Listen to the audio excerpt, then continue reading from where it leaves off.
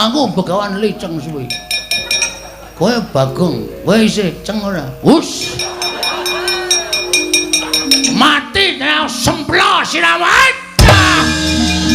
Ana pendhita kok sandangane kaya ngene iki. Yayaan pendhitane. Ana sapa sabda cihah kok iki. Iki basa ngendi? Takon karo aku kowe. Luwih dhisik ngaku sapa kowe? Nalindra Ndarawati Prabu Kresna. Ngerti karo aku, ngerti wae kowe kula keliro ning koran. Apa member kaya ngono kuwi? Apa wangun kaya ngono kuwi? Kok iki nggawa apa? Iki paringane Bathara Pathuk. Bakpia Pathuk 75. Wah, setan ratatanan. Kuwi graji. Iki Kiai Senso, tamake Gunung Jugruk Segarasan. Lah iki negara Kototan iki graji iki piye? Saentuk teh. Anane iki kok. Iki Baladewa darurat kok. Jebol dadamu. Oh tak. Namane kok dadak ngek-ngek. Ana ora di ngono-ngono ya ora main. Bar maut. Laku ning perjurit rantak-rantak kaya sela blekiti. Sela ning watu blekiti ratu ning semut kaya ratu ning semut kemblekan watu.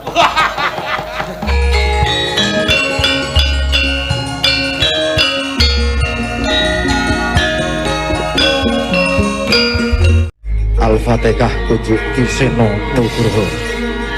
Bismillah. Ponokawan Bagong. Wonten dawuh. Kowe ngerti apa to sababe pirang-pirang dina iki pendak-pendak kowe arep bali marang bale wismamu aku ora entuk. Aku tansah gondeli karo kowe Bagong. Lha niku ya gumun. Kula niki mung abdi, kula niki mung batur. Sasampunipun sawetawis kula sowan teng negara Ngastina, sowan Ndara Banowati kok kula ajeng wangsul kok mboten angsal niku nganti meh seminggu kula tilem mriki. Niku jane enten apa?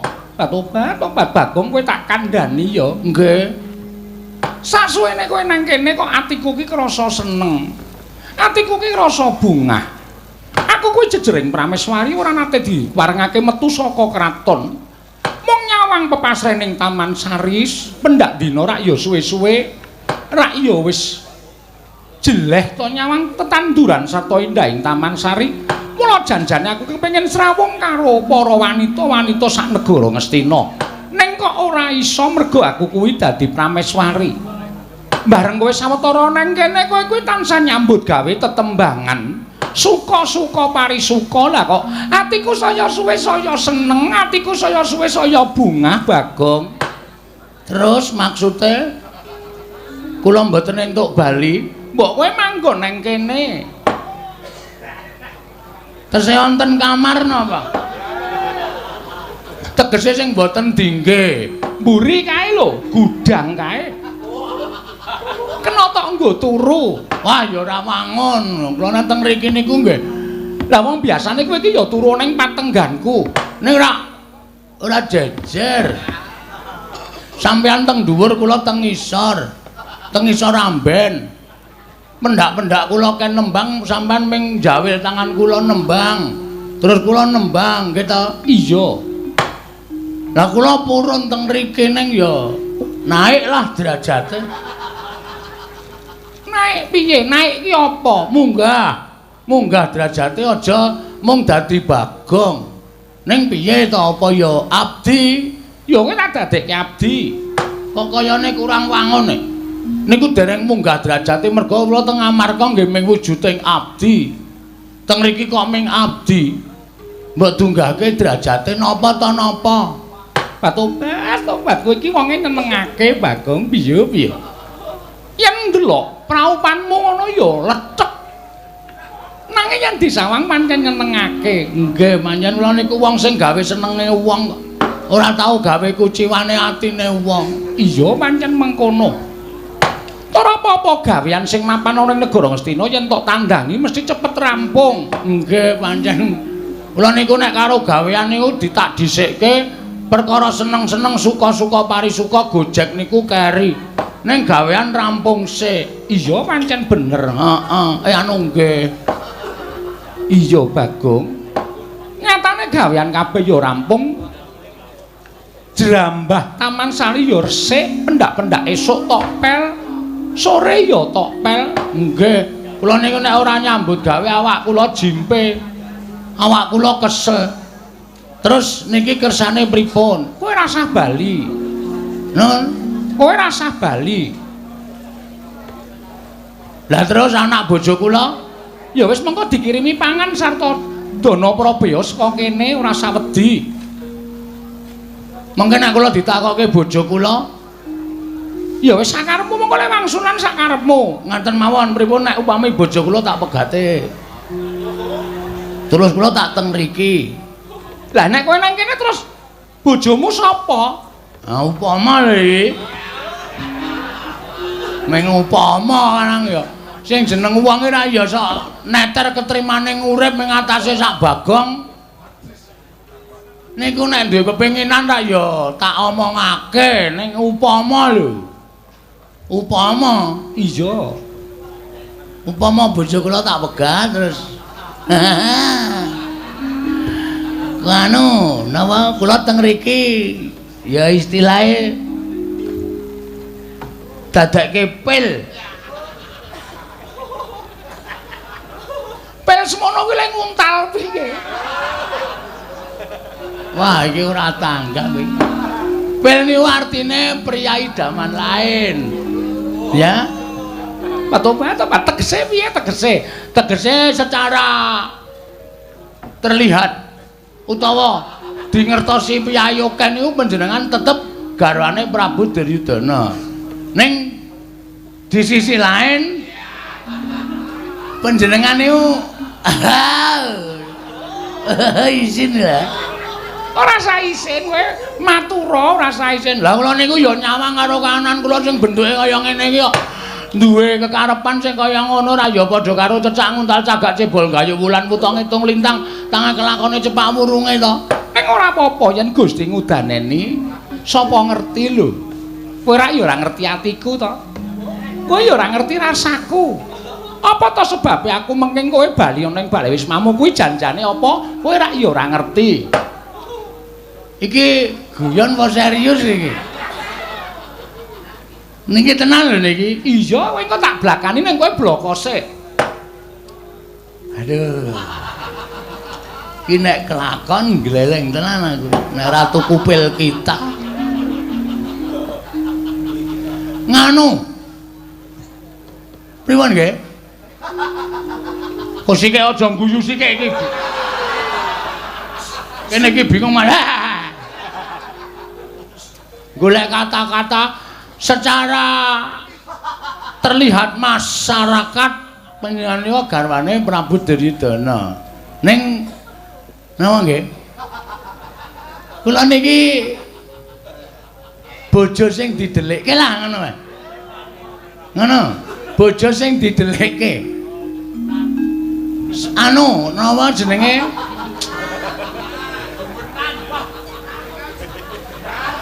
Medenan.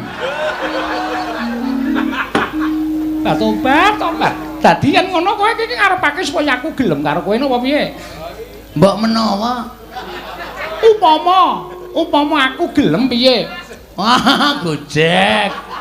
Sembrono iki. Ora, upama aku ora ngendika karo kowe upama to, upama aku iki gelem piye? Ning aja nganti kawanguran dening Sinuwun Prabu Ngastina. Kowe nang kene tetep karo aku ning pendak-pendak ana nayaka tekan kene kowe tak delikke. Oke, ora masalah. Oke, ning sampean lahir batin ketuban kowe tak kandhani ya Bagong ning aja kaget. Kowe tak kandhani nggonku menging kowe bali ning bale wismamu ki janjane jebul nuwun sewu ya Bagong. Wong tresna ki ora kok perkara bagus. Wong tresna ki ora kok perkara sugih. Ning wong gawe seneng atiku ki ya iso nukulake rasa tresna. Contone kowe. Kowe nang kene iki gawe seneng atiku, kowe gawe bungah rasaku, jebul suwe-suwe ketukulan rasa tresna karo kowe, Bagong. Sik. Ngapa pet-petan aku? Kok pet-petan sebabe?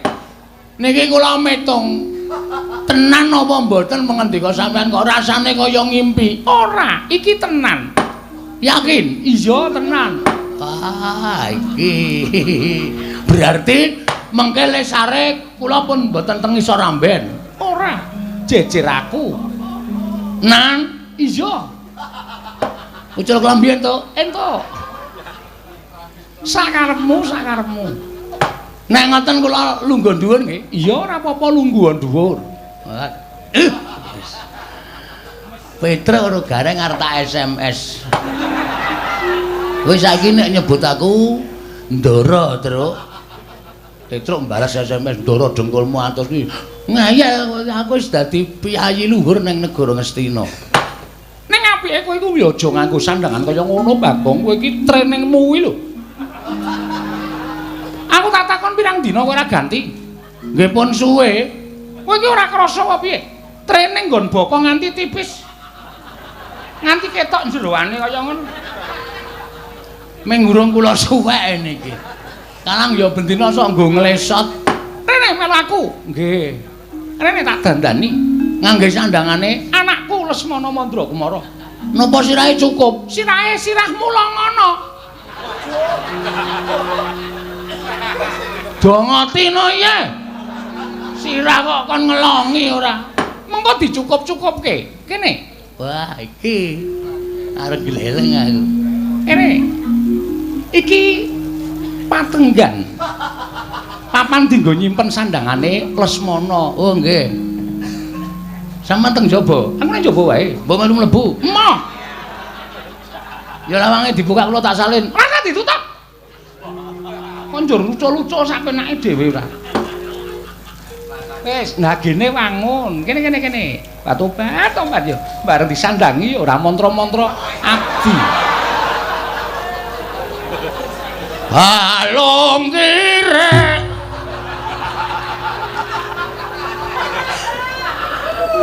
Batobat yo piye. Glelengmu ora jamak. Mekaten. Jagat Dewa Bathara. Ya jagat Prangestu Ngara. Ning nuwun sewu ya, arep nganggo sandangan kaya ngono sing ora iso dihapusi iki raimu. Raimu ki ora iso dipermak. Mbok disetrika. Men ketok bagus.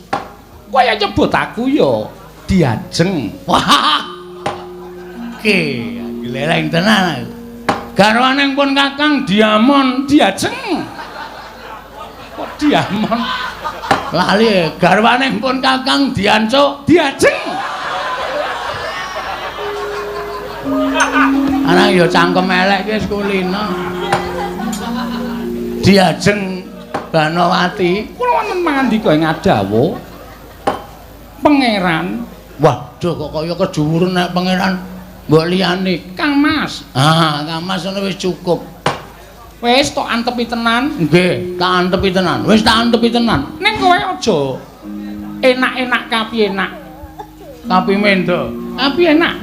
Tegese mergo nggonmu wani kaya ngene iki, kowe mesti bakal totoh nyawa, Bagong. Sebabe iki mesti ora ketang ana siji loro abdi ingkang wis padha ngerti lawan kahananmu tumuli mengko bakal matur marang saning Sinuwun Prabu Ngastina. Upama matur marang Sinuwun Prabu Ngastina yen nganti kadenangan kowe piye coba? Aku tak takon. Bebasan sedumuk bathuk senyari bumi. Nadyan namung sedumuk jembaring bathuk. Nadyan namung sak nyari jembaring bumi. Tresna kuwi uruping jiwa sing luhur. Tresna iki ora kena dijaluk, ora kena ditolak. Tresna kuwi paringane sing gawe urip. Tresna kuwi paringane sing kuwasa. Mula tresna kuwi pantes dilabuhi pati. Patobat apa aku seneng krungu omonganmu sing kaya ngono kuwi. Waton sampeyan utawa diajeng Banowati tetep tresna karo pun Kakang, aku tetep mbelani pati. Sapa sing arep ngridu nggonku mangun lele mangon bebrayan karo si Adi Banowati mesti aku bakal budidaya menolak obat Satria kok ora iso basa Jawa. Satria blasteran. Satria saka Betawi. Sapa wae sing arep ngganggu gawe karo Diajeng Banowati. Iya obat. Ngaturake panuwun ya Raden, dene sampeyan wis bisa njaga katresnan iki. Heeh. Ngopo kok keder suarane? Aku dicekeli ngene iki sing modot malah wudelku. Bodong. Bodong. Nek ngaten monggo mancing wonten ing telenging Taman Sari. Ayo tak derekake. Engko nang kono nganu ya dulang-dulangan. Inggih. Ning sampun kula mboten mong dulang sampean nuwun sewu Ngastina wis kentekan sendok sak lusin.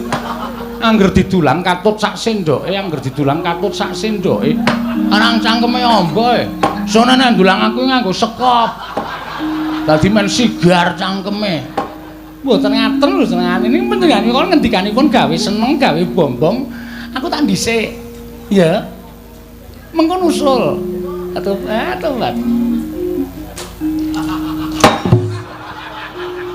Dinantenan mlaku wae. Beda karo bojoku.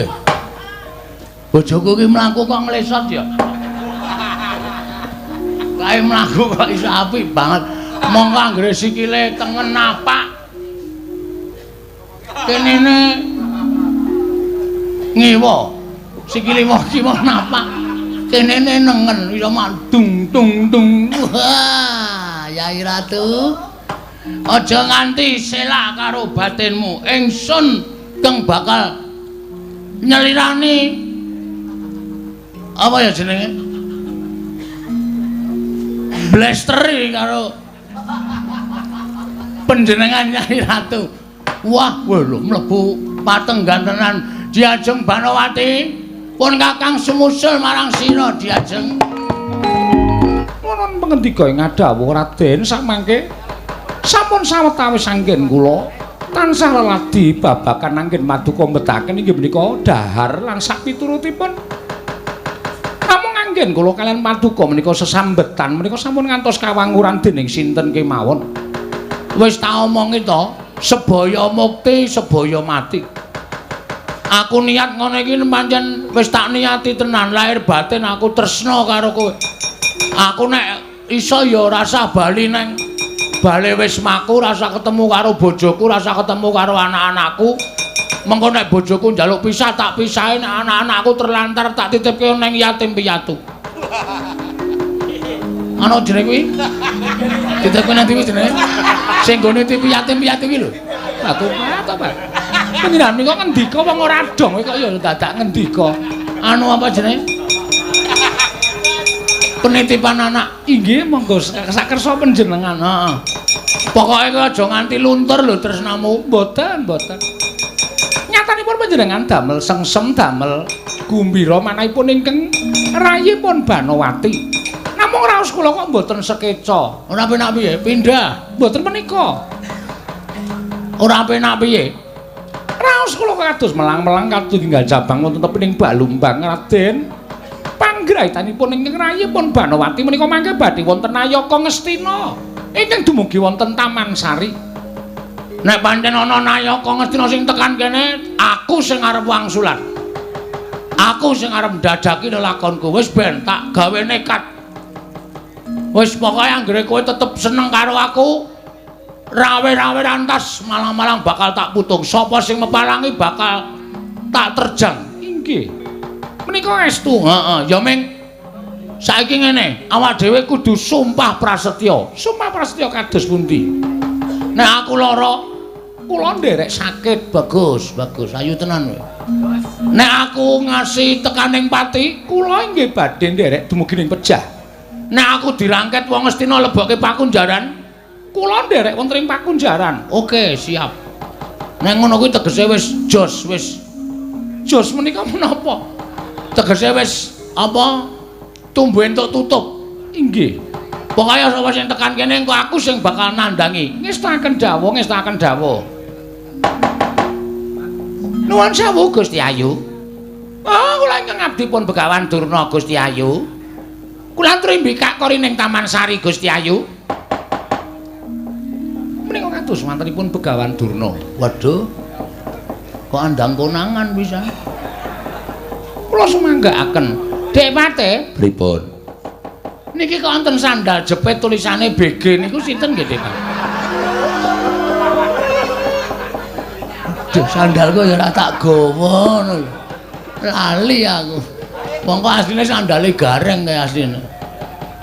Oh, niki kok saya nyubriyani didodok mawon, didodok mawon. Nuwun sewu Gusti Ayu Banowati kula ingkang abdi kepatihan ing Plasa Jenar ingkang badhe mlebet wonten ing taman. Kula aturi mbuka kori ning taman Gusti Ayu. Tobat, tobat. Monggo, monggo Penemban Durna. Pate sempune kula aturi mlebet wonten gembel manyar-manyar ning dungkul wana dadi alas-alas dadi wana. Dewante, pripun Kakang Penemban? Nyata sing dadi ature abdi mangsaning anak Prabu Duryudana menika wonten piyantun jaler ingkang aling-aling. Pasuryanipun inggih menika pun Gusti Ayu Dewi Banowati. Nuwun sewu Bapak Penemban. Katuran karaharjan rawuhipun. Oh inggih, inggih wilujeng, wilujeng niring sambikala. Paman Pate Haryo Sengkuni katuran karaharjan inggih wilujeng. Menapa to sababipun dinejeng andika rawuh wonten ing Taman Sari mongko mboten cecala ingkang saderengipun andadosaken ngagiat sotaning manahipun ingkang abdi pun Banowati. Oh, menika ngaten Gusti Ayu. Estunipun wonten madyaning parepatan kala wau ngrembak babakan anak Prabu inggih garwa panjenengan. Nalendra Ngastina ingkang ngrumaosaken solah slaganipun Dewi Banowati inggih. Panjenenganipun Prameswari Ngastina menika benten ngaladat ingkang sampun andatosaken bingung raos ing manahipun penggalipun anak Prabu Ngastina tumunten babak angaleoni jujul lan usri wonten sowanipun emban ingkang ngandika aku utawa matur bilih. Taman Sari Negari Ngastina menika wonten satunggiling priya ingkang kasingitaken dening Gusti Ayu Dewi Banowati. Kula nuwun pangapunten menapa saestu leres aturipun emban menika kala wau. Tobat, tobat. Estunipun boten wonten priya. Boten wonten penemban. Nuwun sewu panjenengan sampun ngantos paring pangandika ingkang boten jumbuh kalian kasunyatan. Saking mriki ketingal lho Gusti Ayu ingkang mapan wonten ing wingking panjenengan menika. Kula nuwun sewu menika sinten kula aturi paring dawuh ingkang sejatos. Sampun ngantos panjenengan menika paring pangandikan ingkang semunipun nutup-nutupi darat kawontenan wonten ing Taman Sari. Tobat, tobat. Estunipun menika sanes priya. Sanes ingkang mapan wonten taman nanging menika abdi kula piyambak. Lho. Abdi sinten? Abdinipun para Pandhawa inggih menika pun Panakawan Bagong. Lho. Bagong anakipun Semar inggih mekaten Bapak Penemban. Lho, lah kok mawon wonten Taman Sari Negari Ngastina. Menika dados panglipuring manah kula. Bagong sawetawis mapan wonten ing Taman Negari Ngastina menika dadosaken panglipuring manah kula. Jernyatanipun kula menika Prameswari ing mboten kenging medal saking Negari Ngastina. Dangu sangsaning dangu anggen kula nyawang taman menika ingkang sejatosipun gadhahi raos sengsem nanging lumerek ing wanci andadosaken raos kula menika bingung. Krana kula mboten saged nyumurupi dhateng kawontenaning Jawi Negari Ngastina. Tumunten Bagong sowan. Bagong sasampunipun mapan wonten sawetawis Negari Ngastina mriki, raos kula menika ayem, raos kula menika tentrem, raos kula menika seneng. Malah kula ingkang nyuwun supados Bagong menika sampun ngantos wangsul dhateng sudungipun. Tumunten kula dawuh supados mapan wonten Negari Ngastina. Lho, mangke rumiyin, mangke rumiyin. Bagong menika derajatipun naceplik wong loro saudon telu saurupan. Bagong menika namung batur. Lah kok mapan wonten ing Taman Sari mongko Taman Sari menika mboten kenging wonten setunggiling priya, setunggal kemawon ingkang mlebet wonten telenging taman. Nanging Gusti Ayu Banowati menika sampun nerak pacak nerajang perbatak. Wonten mlebetaken setunggiling priya. Bagong menawi mapan wonten taman menika kedadipun hukum krana sampun wonten nyaketi dhateng Prameswari Negari Ngastina. Samangke ngaturi mawon, Bagong kula aturi masrahaken dhateng kula. Menawi Bagong sampun kecepeng badhe kula bondo, tanganipun kula kruncung sukunipun, kula aturaken anak Prabu Duryudana.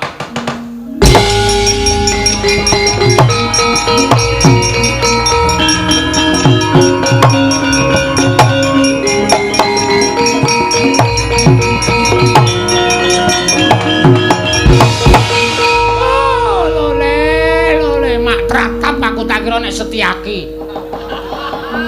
Sencaki ora ini kaya ember kaya ngono. Lha iya lha kok dadi isa kaya ngono nuwun sewu Gusti Ayu menika ngagem busananipun sinten? Panci Bagong kula maringi busananipun inggih menika anak kula pun Lesmana Mandra Kumara. Wah, lah saya kemewat. Saya ngias karo wong Astina ing atase derajate ngaceplik wulur saudon terus saurupan. Lah kok wani ngagem busananing putra Nata Ngastina. Bagong. Penemban Durna. Iya, dasar para nyata. Aku Begawan Durna, tepungke satriya baja hitam. Baja-baja dengkulmu melecat ora. Kowe iki Bagong, arep nganggo nyandang kaya apa wae iki raimu kuwi ora iso diapusi. Raimu ora iso ngapusi karo sapa wae kowe iki jejering Bagong. Wis rasa dadak kokean gunem tanpa guna. Kowe ngopo mapan ning Taman Sari Negara Ngastina? Lho. Kowe ora entuk undangan lho. Lho, undangan apa? Lho aku wis ijab karo Yai Dewi Banowati. Iya. Ora usah iyang-iyang sengkune arep ngopo kowe?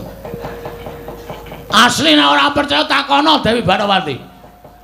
Dewi Banowati iki garwa Nata Ngastina. Wis ngerti, ning ngoyong apa? Penggaling Dewi Banowati merga dadi garwaning Prabu Duryudana. Prameswari ora entuk metu saka kraton ming kaya dikunjara ning jero Taman Sari. Tumuli aku sing iso nglipur atine Dewi Banowati terus aku disengkakake ngaluhur dadi pria idaman lain. Karo Dewi Banowati. Tegese kowe ngrebut Dewi Banowati saka astaning anak Prabu Duryudana. Ora ngrebut. Sing seneng ki kene sike. Lho. Ora percaya kowe? Yayi, wonten dawuh. Kowe tresna sik to karo aku? Inggih, rungane kupinge. Aku ngrebut wae, ora mungkin Bagong ki wong jujur. Aku ora tau ngrebut, aku ngrebuti pisan bojone Gareng tok yakin. Mergo kok kaya ngawe-awe. Nek ra nggone kakangku dhewe ora masalah. Tobat. Konjur kaya ngono lho lek ngendika. Wis kowe menengo. Wah, aku wis tetep ngantepi sedumuk bathus nyari bumi. Katresnan kuwi gondol nyawa tak lakonane. Ora ao. Areng apa kowe rene? Aku arep nyekel karo kowe. Lho. Aku padake kewan apa piye dicekel? Menungso e. Nek pancen kowe iso ngalahke Bagong, kowe kena bondo tanganku merincong sikile Panakawan. Metu tandangi legane ati. Ora pangling tak iling-ilingi sandangane merabut nanging bareng aku weruh raine. Iki Bagong lho iki. Karto Kebo, Bus. Kartomarma. Kartomarma. Arep ngapa kowe? Gondrong barang kowe sakarepku. Kowe arep nyekel aku to? Dasar para nyata, Bagong. Mbok yo ngilu karo kahananmu. Ngilu karo githokmu. Kowe nyawango karo kahananmu, kowe derajating wong ceplik. Kowe derajating wong loro saudon telu saurupan, kowe ming batur. Ngibarati kaya dene cecak nguntal cagak cebol kayu wulan wutung ngitung lintang tangeh kelakone cepak wurunge. Ewadene lha kok dadi kowe nekat. Kowe wani bakal anggebang kelawan Kakang Mbok Banowati. Kowe serep nyawamu, jeleh nyawang glaring jagat eseming rembulan. Kepingin tinju ngakhirat nyawamu. Rasa pidato kowe. Kowe nang kene butuh arep nyekel aku to, aku mau tak cekel. Nek aku arep tak cekel, aku mau tak cekel dadine gelut. Yo, wis. Dadak omong. Apa ki mau kahanan ngomong wayang kok kangenan le omong. Cebol gawe wulan wutung ngono. Wis kok kaya ana tengen kene iki kowe wani araku, aku wani des rampung. Tiwas kowe sumbar kemewat kaya ngregem jimat kaya demek mercon lan sak pitul. Nek kalah percuma le ngomong oke-oke kaya ngono kuwi. Pecah siramu. Blotot wetengmu kowe. Lho. Kok ngawur? Sakarepku sak kecekele. Luput peteng sak kecekele lho iki tak mlodot. Mati dening aku. Ayo pangga tak ayoni Karto Kuat, Kartomarma.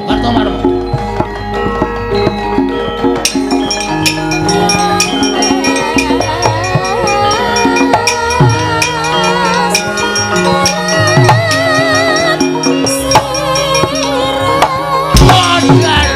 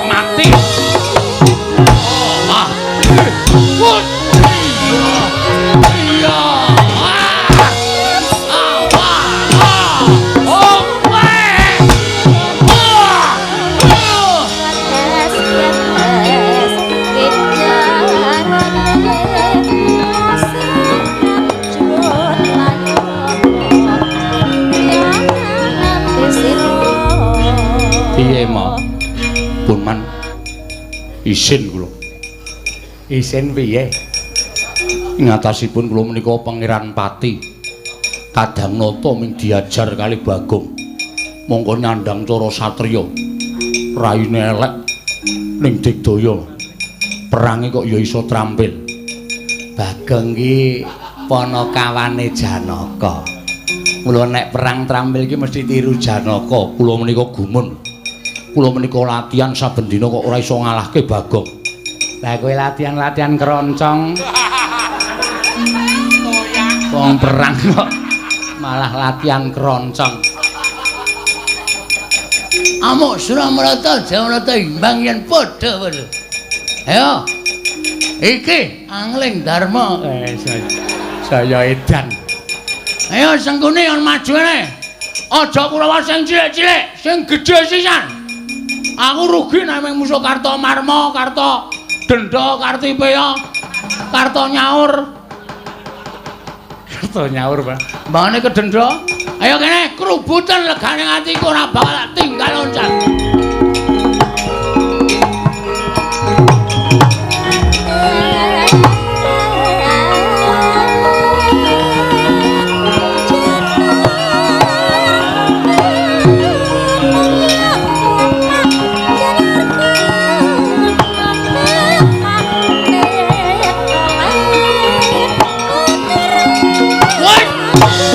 Ojo mlayu.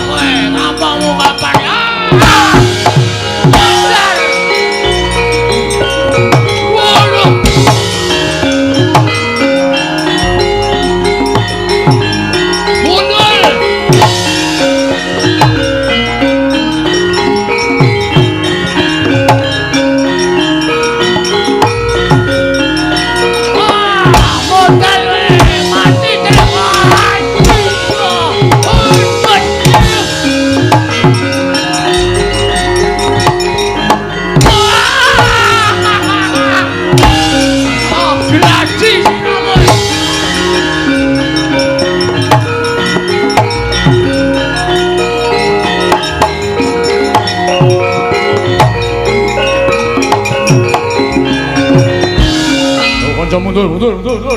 Bagong ngamuk, Bagong. Wah, Bagong ngamuk, mundur. Mundur. Lho, kae piye to kae iki? Wah, aku tak dadi rombongan kono ya. Wah, ngedan. Kandhane do geger kok melu ngrombong kono. Wong bar ngajar wong kok njur ngrombong sing diajar. Piye? Gleleng ta aku? Ayo aja ming Kartomarma karo sing cilik-cilikan. Sapa sing gedhe dhewe jenenge? Dursasana. Nah, Dursasana kan tekan kene. Remuke raine. Aduh. Sumbarmu kok kaya ya tak tunggu. Aku nek kesuwen leren males lho ni. Kudu cekek-cekek lho. Aku nek leren kono wis wegah perang, oh tenan aku wis ming tengok-tengok ora udut. Nek dadan angel. Dijak meneh wis mau. Caedan. Sapa sing arep maju? Watak. Citraksi. Ki, Man. Kene, rene. Kok Kurawa. Bubar sar-saran tetetan kok iso dikukup. Niku jajan-jane enten apa? Nyekel maling Ngastina. Lho, maling. Heeh.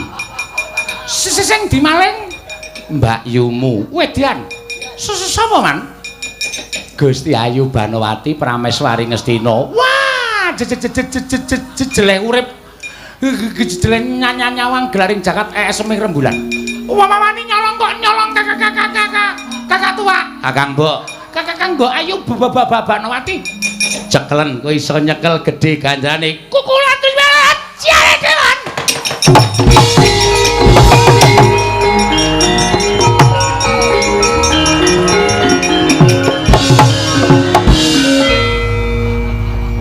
Munggo gawa plinteng tak plinteng sirahe. Makne cilik kok ditabrak sak penake dhewe. Ayo tak keploki saka kene, Cit.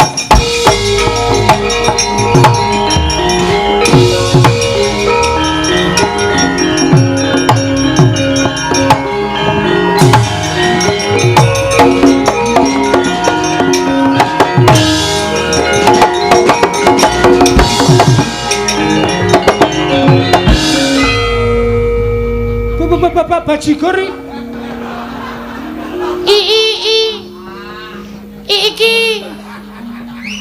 iki ra Bagong to pancen keparanya to iki ra Citra Menggala Citraksi ayo kowe arep nyekel aku nenek ngerti kowe malinge aku ora melu-melu soale aku nek karo kowe iki mbok modar nek wani. Ngopo kok cenanangan tekan kene? Tak kira nek dudu kowe kok malinge. Malinge aku. Aku wis rabi karo Dewi Banowati. Wasmi. Mosok asli ra ngapusi. Kok kowe rabi karo Kakang Mbok Ayu Bajindul anu Banowati? Heeh. Piye? Arep apa? Arep nyekel aku? Ora. Nek ora ngopo nang kene? Nek kowe niat tenan ya wis ora dadi masalah. Nek kowe seneng tenan karo Kakang Mbok Ayu Banowati ya wis ora masalah. Sing penting padha bahagiane. Kakang Mbok Ayu Banowati ya bahagia, kowe ya bahagia. Tak dongake sakinah mawaddah warahmah. Muga-muga tekan kaken nini lara mata. Ninen. Ana, nek pancen kowe setuju karo aku, kowe aja nyekel karo aku. Penake aku tak bali wae, Bagong.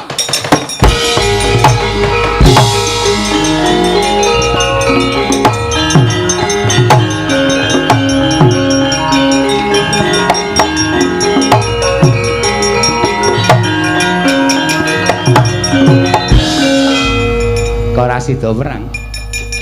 Jebule. Nek ra tak pernahke mengarep awur-awuran kowe jebule. Dudu wong kono-kono kok, Man. Dudu wong kono-kono. Lah sapa? Sing dadi maling niku Bagong. Lah iya. Lah ya aku ngomong nek Bagong to. Sampeyan ora ngomong nek Bagong. Sesampeyan ping ngomong nek ana maling sing ngebang Dewi Banowati. Kula melayu sifat kuping bareng ketemu wonge matane sak ndok ceplokan. Cecangkepe ambone ra Jawa-Jawa ning nganggo sandangan kasatriyan. Lah iya. Bagong.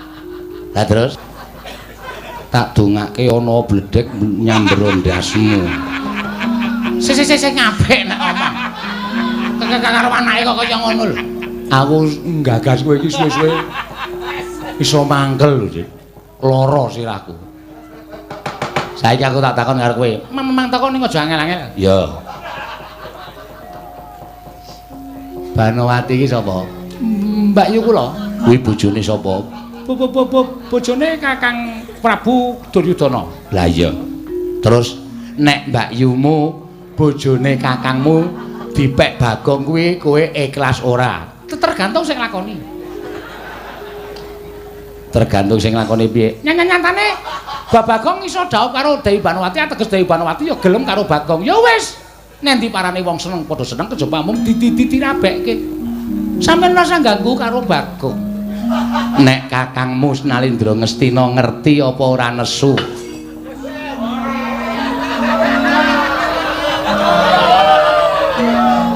Sapa Cit? Tutur Mogati nyampar gelas.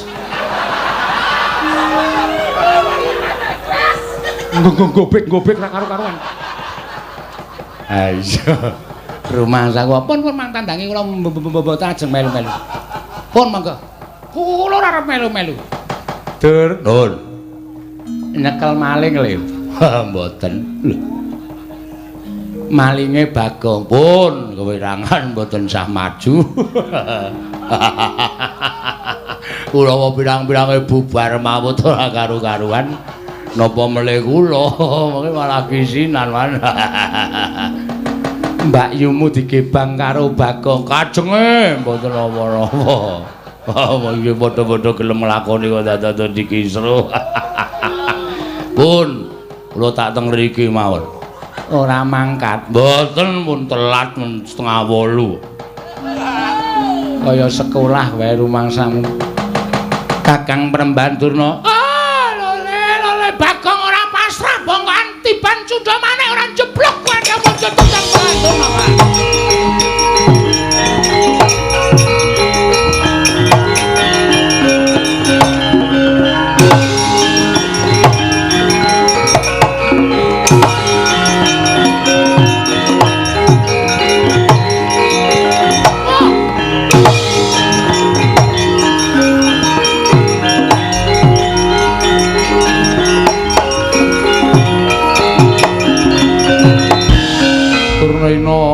Panalingan majaring ratri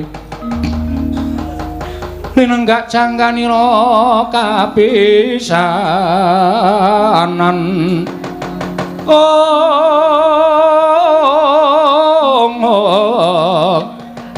aneng perang Bratayuda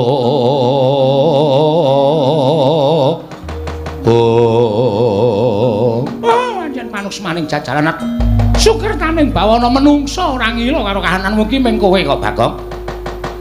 Kowe dielekke ora kena cetha pakartimu kuwi luput, pakartimu kuwi kleru. Lah kok dadi kowe nungsang kuyang budal bingung. Ora gagas karo kelakuanmu ingkang kaya mengkono mau memirang sarta jejereng sasra wirang. Kowe ora pasuryaning nata Ngastina ora bakal ilang selawase urip. Kowe wani ngebang kelawan putri Ngastina. Kowe ngapa nggawa drai? Lho, drai jengkulmu mlocot kowe ora? Iki pusaka Kyai Cundamanik. Sirmu arep nggo ngapa? Tak nggo mateni karo kowe. Nyo, aku wis wani tumindak kaya ngene iki wis wani mati Premban. Aku wis wani mati. Tur saiki aku tak takon karo sampean. Sampean nggawa Cundamanik iki apa mesti iso mateni Bagong? Ha. Mesti iso. Urung karuan. Bagong ki wit urip wis tak pasrahke karo sing gawe urip. Merga kula ngerti urip ki tanpa pawitan, wong dagang tuna andum bathi. Yen bathi-bathine sapa sing didum, yen tuna sing dibakul apa. Wong urip ki ora njaluk, ora utang, ora ngemis, ming saderma diparingi karo sing gawe urip, ya urip ngono tok wae. Kala mangsa dijaluk karo sing gawe urip, pasrah, digedhongono, dikuncenana. Wong urip arep menyang endi parane. Tur upama Bagong ki kalah karo Cundamanik, dipateni nganggo Cundamanik, ora masalah. Ora masalah. Wong urip ki mung kari antri modare kok dadak digawe angel. Mung kari antri sampeyan nomor pira, kula nomor pira, dhisik kowe apa dhisik aku, mung ngono tok wae. Ora usah dadak aneh-aneh. Tur saiki kula tak takon, apa mesti Cundamanik kuwi pusaka ampuh terus iso nggo mateni karo wong? Apa mesti? Urung karuan no. Lho. Sorry nek aku ora basa karo kowe. Nang kene iki ning peperangan ora ana wong tuwa, ora ana wong enom, manane mung wani karo wani. Dadi aku ora perlu nyebut kowe iki penemban, ora apa-apa aku nyebut kowe no utawa dur ora masalah. Saiki ngene ya. Kowe ngerti ora? Pusaka ampuh ki ora kok saka sing duwe, ning saka sing gawe urip. Apa-apa sing ampuh ki mung saka sing gawe urip, merga diparingi daya karo sing gawe urip. Ning nek sing gawe urip ora maringi daya karo pusaka kuwi, ora ana apa-apane. Kowe tau ngerti critane Nabi Musa lho? Pendhita ming serban karo ketemu sing putih. Atimu ndok bosok. Nabi Musa duwe tongkat, tongkate ming kayu, ning merga entuk firmaning sing gawe urip. Musa tongkat kuwi sabetno ning Laut Merah. Merga entuk firmane sing gawe urip, tongkat sing maune kayu dadi digdaya sabetke laut iso mbelah. Ning nek ora entuk firmaning sing gawe urip, tongkat mau ya ming kayu ora ana dayane apa-apa. Ora beda karo pusakamu kuwi. Tok gonggongke, tok ndel-ndelke ning nek sing gawe jagat cundha manik ora ana kekuatane mungsuh Bagong. Nyo, timbakno. Ora ana kekuatane, Dur. Modar kowe mungsuh iki. Arep nang Ngastina kowe dadi guru, arep nang Ngastina kowe dadi pendhita, nek mungsuh aku kowe kentekan akal. Nyo, tibakno. Nek nganti tiba ning dadane Bagong, aku ora mati ming metu gedhiye mergo tatu, aku isih iso glawat tak tutuki raimu nganti moncrot-moncrot. Ayo muni ya. Ora plendas-plendus ngono kuwi. Ayo. Nyoba wae piye? Jajal wae piye? Kowe arep nandingi kridane Bagong. Aku nek wis matek aji, epek-epekku ki aji. Brojo mesti BSIM. Tipanalmu jeblok kowe. Ayo coba apa piye?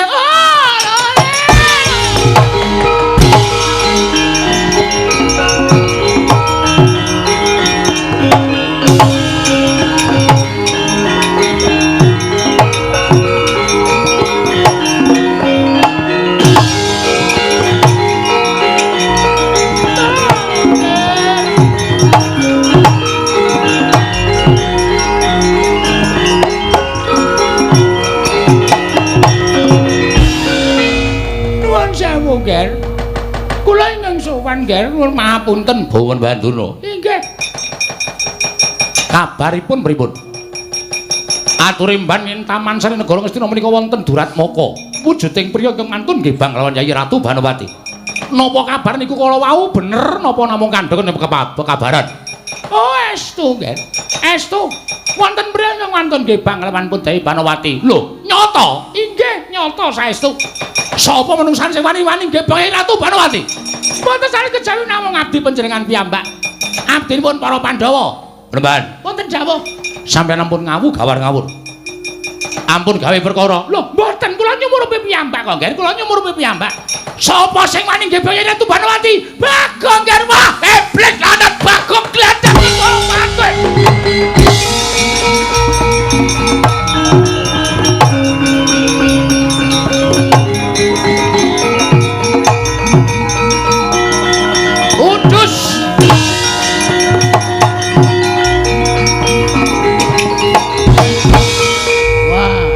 Sing nesu iki gawat tenan iki. Anggris muni tuku bis laknat. Guguk karepe Bagong glandang nenggala seru banget le omong. Aku ya ora iso mejang nek karo iki. Prabu Baladewa, kowe ngerti critane Nabi Musa? Nyo, ndasmu. Yes. Modar iki. Ora iso dijapiane iki. Nek ora ditandingi nganggo kekuataning Bagong, nek pancen niatku iki diayomi karo sing gawe urip, nek pancen niatku iki pancen ya istilahe ya dinggo selingan lah ngono nek mesti aku iso diayomi karo sing gawe urip. Wis tak pasrahke patiku. Nek dewa urung ngeparengake Bagong tekaning mati dina iki mesti aku duwe cara nandingi nata Mantura Prabu Baladewa.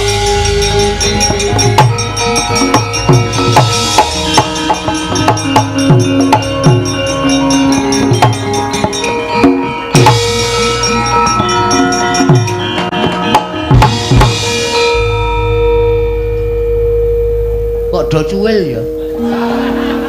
Mbok nek njukuk wayang ki sik apik, Nduk. Sing anyar-anyare akeh kok. Tuwa-tuwa kaya ngene kon metu. Iki cuwil.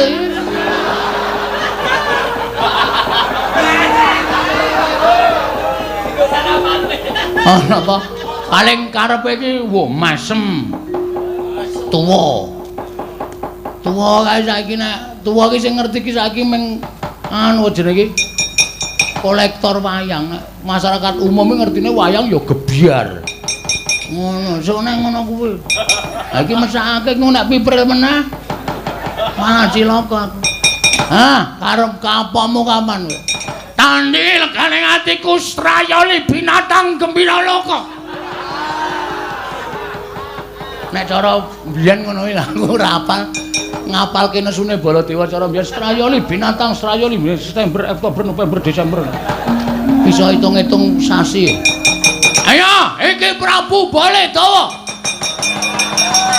Tandangono legane atiku, Mas.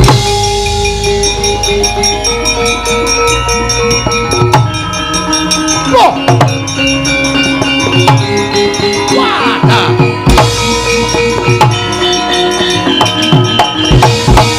Wah, keranjingan menungso ra tatanan.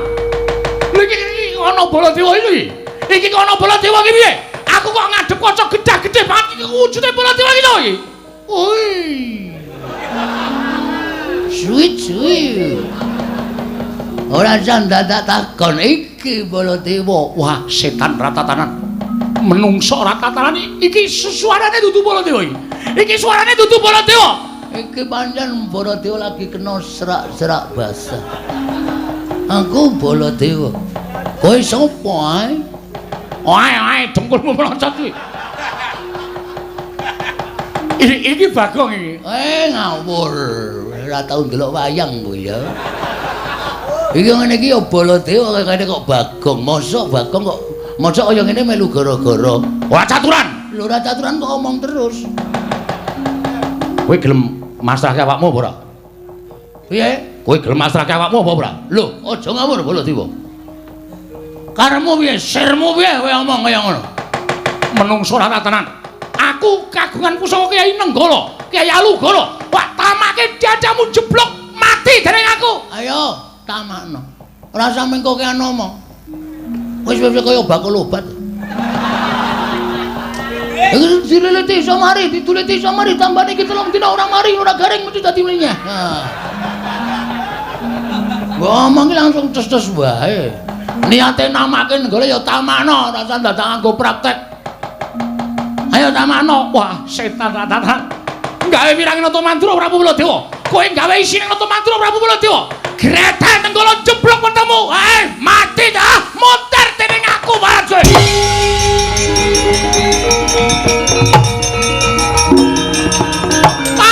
Mati dening aku menungso rata.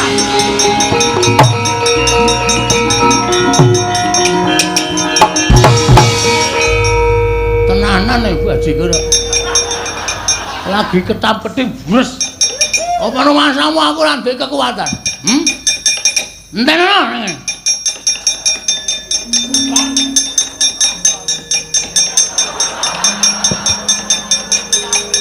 Kowe nggawa Nenggala iki Kyai Senso. Nenggala karo Senso menang endi? Lekane ati kaya. Wah,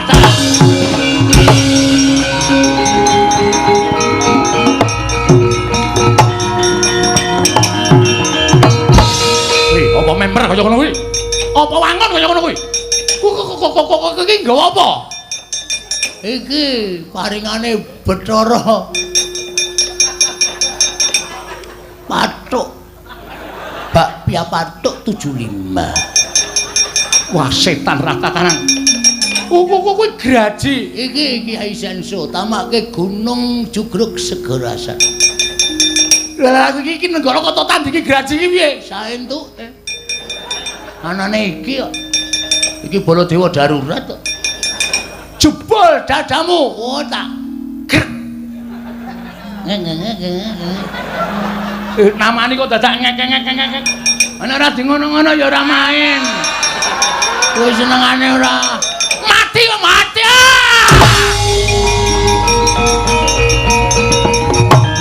Wah, menungso.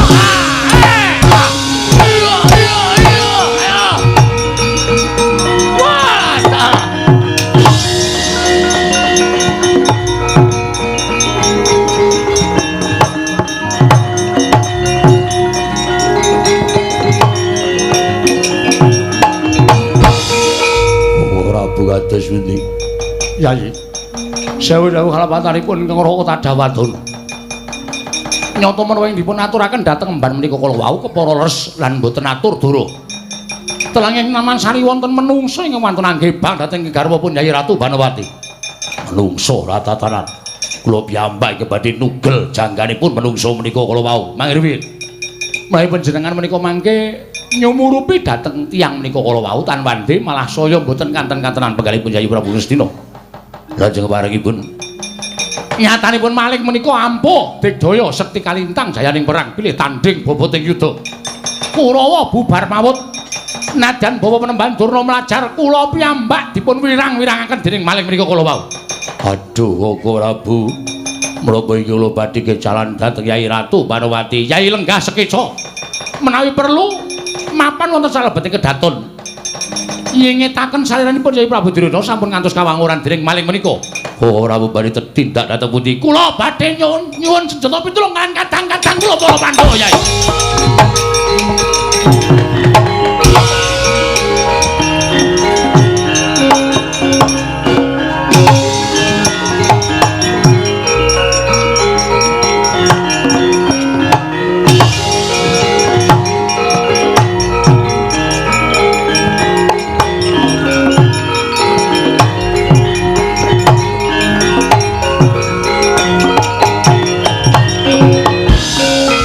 Manggahanglo sesumbar lindu lindu bumi kuncing kumaluduk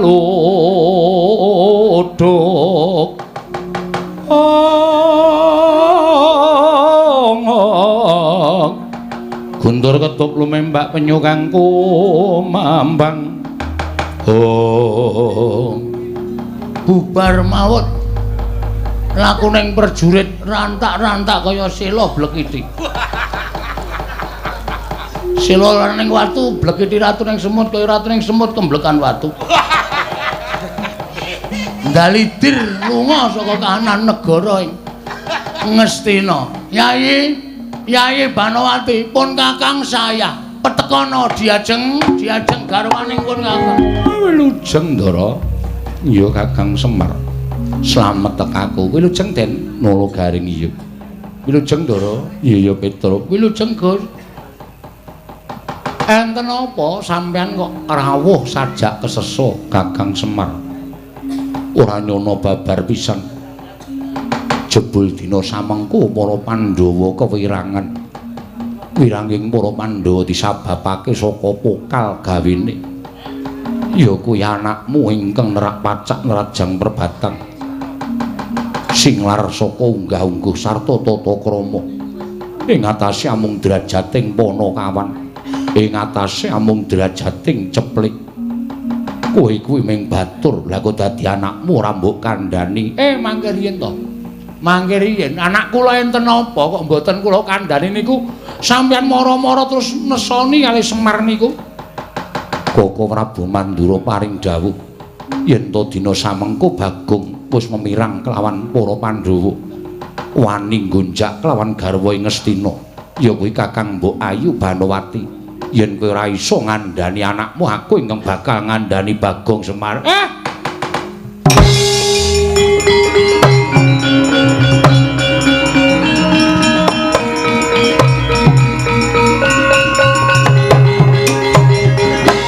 Bagong, non, rene. Wah, entuk dit iki. Hus. Wonten dawuh, Pak. Apa bener kowe tekan Ngastina? Kowe nggonjak garwa Ngastina. Mbok nganggo pikiran marne ngomong iki. Kowe iki wong tuwa lho, Pak. Aku ya wis tuwa, anakmu aku ya wis tuwa. Aku ya iso mikir bener karo luput. Terus saiki kok aku nggonjak karo garwa Ngastina iki aku ora kudu nyawang karo kahananku to. Aku ming batur, ming Panakawan lho, Pak. Ora sandadak selak Bagong. Yen bapakmu ora iso ngandhani karo kowe, aku ingkang bakal ngandhani karo Panakawan Bagong. Ewadene kowe ora kena dikandhani gunane apa Janaka duwe Panakawan. Ingkang mung bakal memirang kelawan Arjuna. Kowe ngaku apa ora? Mbok modar nek kula duwe tumindak sing kaya ngoten. Sing paring pangandikan Koko Prabu Mandura apa Koko Prabu Baladewa wani paring pangandikan ing ora ana nyatane. Rasa dadak kowe kumbe rasa dadak kowe selak. Aku ora sudi duwe Panakawanku ya cedhapuramu. Kowe ora minggat saka papan ngarep aku kene tak longgo parung wadukmu tekaning pati. Truk ra ngaku pamit jare. Wah, piye Panakawan? Kae kok Bagong kok malah mlayu lunga, sajake Bagong wis ora duwe kata-kata wae dinggo ngersani Ndara Janaka karo Bagong kandhan kata-kata iki. Ora iso matur ngersani Ndara Janaka. Iki aku kudu nyatake. Nek ora ana nyatane anakku cilik loro gedhe ning apa-apa, tak tempuhke pendawane. Lakon apa? Maune seneng-seneng gara-gara apa mergo aku gara-gara ngawur ngopo ya? Kok dadi malah aku ketiban lara anu lelakon sing kaya ngene iki walah. Wis. Semar. Aku ora tumindak dosa, Pak. Reng aku ya ora tumindak sing elek. Ning Ndara Janaka sajake wis duka tenan ya aku ora memper wong. Ndara Janaka karo Dewi Banawati iki ana hubungan sing ora dingerteni karo sapa-sapa ning aku ngerti. Kene aku ora golek dalan supaya iso uwal saka Ndara Janaka ngrekoso uripku mongko ngarepku iki wis segara. Wis ora ana daratan meneh. Monggo aku nggawa walesan. Mancing sik aku. Ana ora nggawa apa-apa, ora nggawa walesan. Wis cilaka iki wis nekat wae tak nyemplung segara iki. Woi.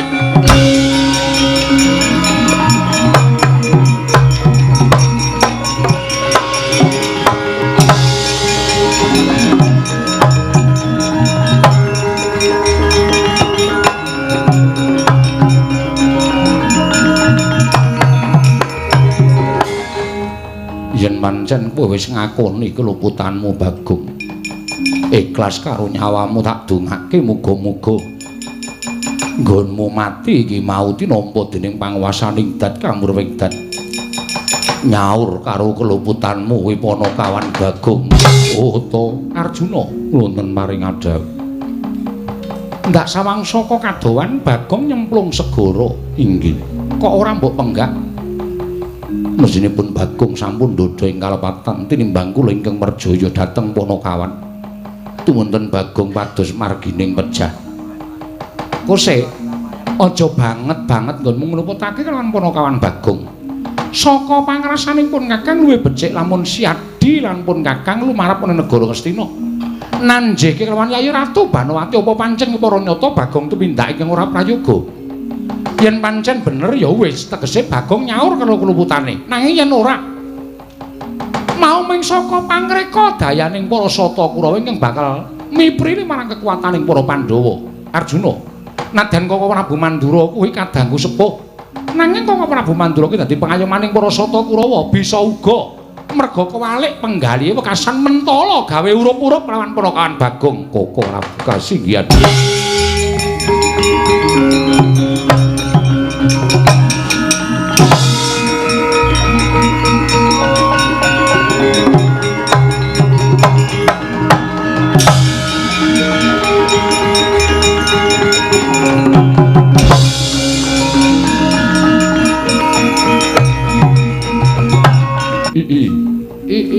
Wis. Bagong.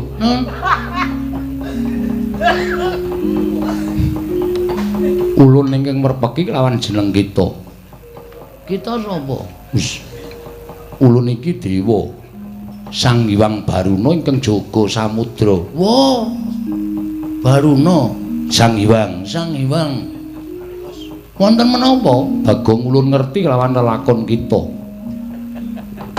Sayektine kita ora nandhang luput nanging diluputake dening para Pandhawa wekasan kita golek dalaning pati. Mekaten inggih. Terus keparengipun pukulun ulun bakal sak biyantu kelawan jeneng kita. Lan kita ulun jarwani. Pripun? Sejatine pancen ana ingkang ngembari kelawan jeneng kita ingkang wujud Bagong mapan ana negara Ngastina Panakawan.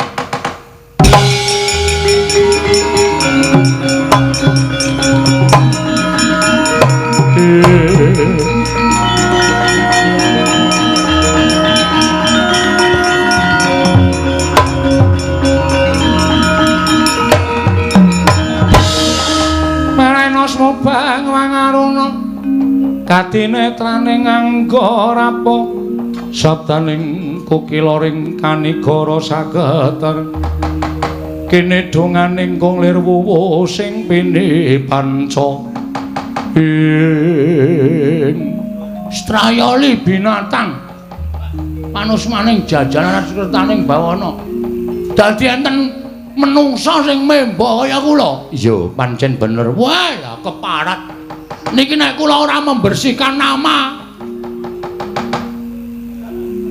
nyucekke jeneng kula paling boten dilondre supaya resik jeneng kula elek gedhoane Bagong tengesaning para Pandhawa kita bakal ulun dandani nggon metu saka samudra dandani cara napa kita manut karo panjenengan ulun oh nggih ngestakaken dawuh supaya aja nganti kawistara kita nyaket ana negara Ngastina mengko yen ana wong kang njaluk tulung supaya kita mateni sarta ngrangket Bagong kang mapan ana negara Ngastina kita nyaguwana oh nggih dadi jalaran kita ketemu kelawan Bagong ing mapan ana negara Ngastina sendika ngestakaken dawuh pukulun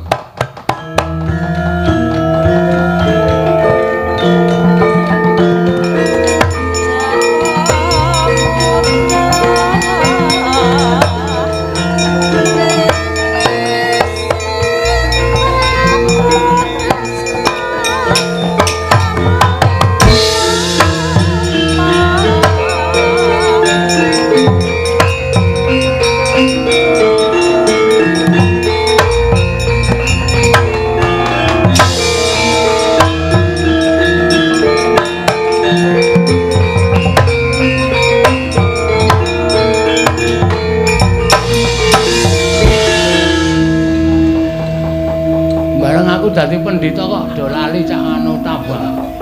None none none none. Iya Bagong. Iya piye? Kita wis dadi pendhita. Kita arep nganggo jeneng sapa? Iki kale maca cara Hongkong. Iya, mapan kita pendhita Tanah Sabrang. Wis nganggo jeneng sak-sake wae waton kelakon sedane. Kula ajeng nganggo jeneng peparab Begawan Liceng Suwi. Iya. Sakarep kita. Kula tak munggah teng daratan nyaketi negara Ngastina. Iya. Sakarep kita Panakawan Bagong. Lir kincanging risang mawe gandrung jagat Dewa Bathara Janaka wonten dawuh. Ngandel apa ora? Lah kok iki lenggah ning kepungkuraning Yayi Ratu Banowati iki ora pangling ya mung sandhangane wujuding piyayi luhur nanging rupane rak Bagong to wong edan katone mau nyemplung segara lah kok wis mapan ning negara Ngastina Bagong wong kang kaya kowe kang ora ngerti marang tata krama kowe mirang kelawan Janaka mirang kelawan para Pandhawa maksudnya piye iki? Ora ana gluduk, ora ana udan kok aku diseneni sak penake dhewe. Kowe wani gonjak kelawan Kakang Mbok Ayu Banowati. Aja ngono. Aku ora bakal tumindak sing ora prayoga nek ora keplok tangan loro. Nek mung keplok tangan siji ora bakal muni, merga kabeh kuwi wis dipesthekke nek dina samengko Banowati wis malik tresna karo Bagong. Bagong, nun. Kowe aja sembrono lho. Monggo dados. Lho. Dados piye? Jare lagu aja sembrono. Ora. Kowe iki aja sembrono kok jero lagu aja sembrono dengkulmu mlocot. Kairane njaluk lagu aja sembrono. Tiwas kaget aku. Nek mboten percaya kula trinanting kalane Kang Rayi pun Dewi Bango mati. Yayi Ratu menapa tresna kaliyan Bagong? Patu. Katresnan kula sampun pindah kaliyan Bagong sedayanipun. Menapa panjenengan mboten Mas pausaken dhateng raipun Arjuna. Kula riyen pancen kedanan lan Janaka nanging sak menika sampun wonten ingkang nyuli inggih menika pun Bagong. Dimaafkan. Ambyar kowe Janaka. Ora bakal ditresnani karo Dewi Banowati. Piye kahanane kaya ngene piye? Arjuna. Janaka kok meneng wae ngopo kowe Arjuna? Bareng Nyai Ratu Banowati paring pangandikan nek ora tresna karo Janaka meneh kok njur ngengel kaya ngono lho. Koko Prabu. Kula badhe pados margining pejah. Sampun boten wonten ginanipun kula gesang menawi Kakang Mbok sampun boten tresna kaliyan kula. Kok sik to garwa Madukara ki rak pirang-pirang to. Lah yen ngono pancen pinesti Nyai Arjuna kuwi katresnane mung marang Nyai Ratu Banowati. Dene Nyai Ratu Banowati samangka wis paring mangandikan yen ora tresna karo Siadi kok Siadi banjur nglukro. Kula badhe pados margining pejah. Kok sik to aja kesusu kaya ngono.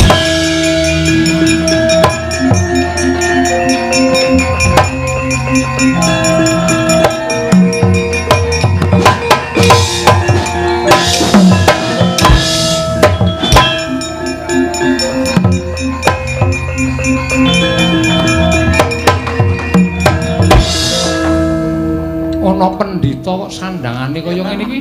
Yayaan pendhitane. Ento coba sabda apa iki?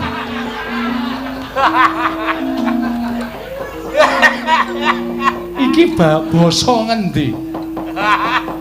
Takon karo aku kowe. Luwih dhisik ngaku sapa kowe? Nalindra Ndarawati Prabu Kresna. Ngerti karo aku, ngerti wae kowe kula kelina ning koran. Kowe sapa? Pandhita Klyang Kabur Kanginan. Tiba saka tanah Kamboja. Begawan liceng suwi. Edan, ora edan serius iki. Ngopo kok tekan kene? Nglakoni tapa ngrame, nutuhi kenthongan, nutuhi bong-bong. Tapa ngrame kok nutuhi kenthongan, ha ben gayeng. Jenenge tapa ngrame, tempolong-tempolong tak uncalke ben rame. Tapa ngrame kuwi ketulung marang sak pepadane urip. Nah, maksudku seperti itu. Lah iki wong aku butuh dibantu mbok kowe tulungono. Apa yang bisa saya lakukan? Ora to, kowe iki ngomong apa to? Apa sing iso tak lakonane? Ora paham e. Ratu ra modern, Gus. Ora kok suwe-suwe aku kaya kenal suaramu to. Ah! Membabi buta. Membabi buta. Iki saya ora cetha. Ngene wae ngene kowe, sasar dadakku ki an gunung sing tanpa guna. Aku duwe mungsuh, saiki mapan ning Taman Negara Ngastina. Sapa mungsuhe? Jenenge Bagong. Nah iki. Kowe kira-kira iso mateni Bagong sing nang Ngastina apa ora? Lho. Aja ameng Bagong, sentir wae mati mungsuh. Naming Bagong sepira kekuatane? Yen pancen bisa matenono, minggira drajange dewan.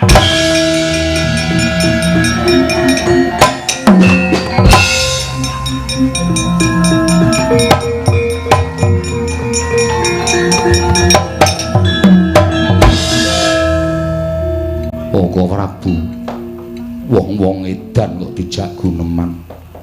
Kok sik to, wong iki ora ngerti kok. Pendhita kirang sakon. Wong Janaka omongane sakon. Mula toya kae pendhitane nyampar gelas meneh.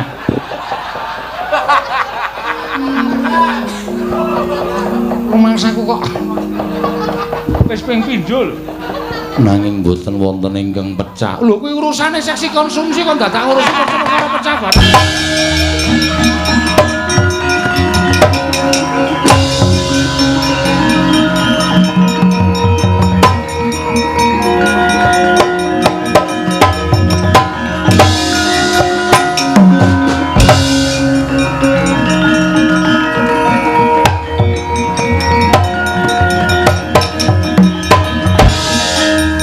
Sapa iki pendhita kok rupane kaya ngene? Kowe ya, keparat. Lho. Kok padha suarane?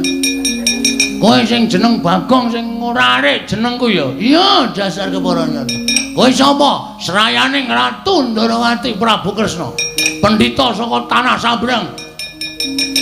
Saka luar. Aku Begawan liceng suwe. Kowe Bagong, kowe isih ceng ora? Wus. Mati nang semplo siramu.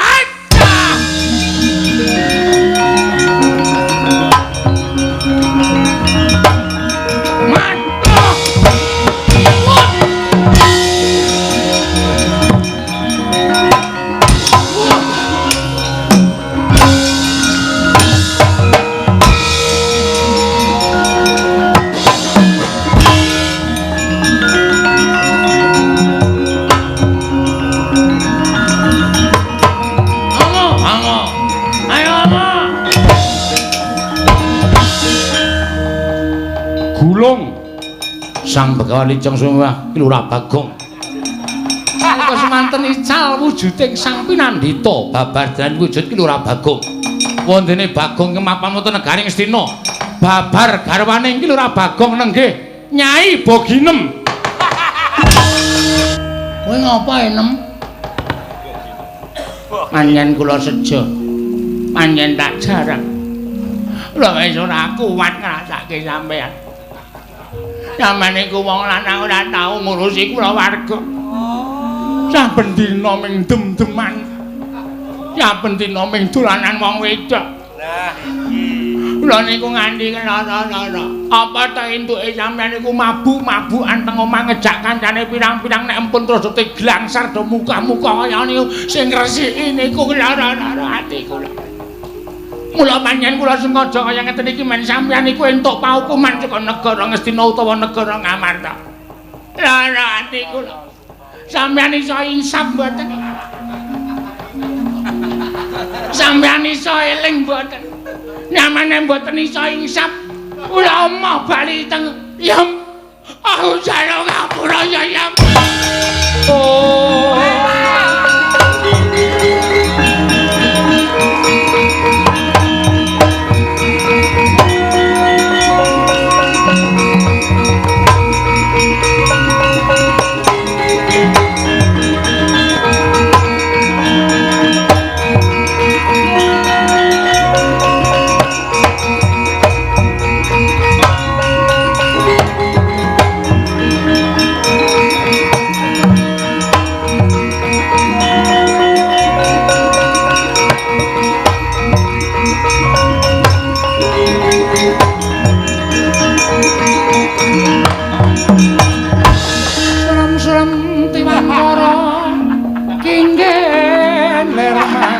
Wong layon denya langkang memanise wadananira layu kumelku cemrah nyomaratani aku njaluk ngapura tenan ya mbok kiem sasuwene aku urip karo kowe bebrayan aku mung gunggung karo karepku dhewe aku mung mabuk-mabukan. Aku saiki wis arep insaf ya. Estu lahir batin ndak dicontoh karo anak-anakku. Engko ndak anak-anakku salah asuhan. Nggih ra ngoten ta. Matur nuwun nggih Mas, sampeyan pun eling pun dadi wong apik. Aku nekseni lho Bagong. Pareng sinuwun monggo kula mboten lajeng nyenggol. Inggih menika toya atos. Toya atos ya apa? Minuman keras. Oh. Dibasake. Mari kok. Mari terus kowe nek dolan nggon aku nggawa anggur petel ndasmu. Ya wis ora. Semar barang kuwi. Semar ki tuwa-tuwa omben-ombenane malah lapen. Hus. Apa swala? Wong ora. Leren. Wis ora do mendem-mendeman. Sing apik wong enom ki pikirane dienggo negara ki jejeg karo orane gumantung karo kasantosaning para muda lan para mudi. Nek sing muda do omben-ombenan, do mendem-mendeman, negarane bakal rusak. Saka guru sing kukuh bako ki ning awake dhewe truk, ning kawula kaya awake dhewe iki. Mula kawula sing rukun aja ngrusak karo awake dhewe. Ya, Tru? Leren. Semanara. Leren. Ah, wis ndelekke lapen tak ajar. Kari sak plastik guang. Wah, dicipi jojo nenggala. Nggawa nenggala barang ben saung. Sayang aku wis ora nerna, yakin ya sayang. Ya, aku wis ora. Estu nggih, Mas. Remen kula, Mas. Nggih.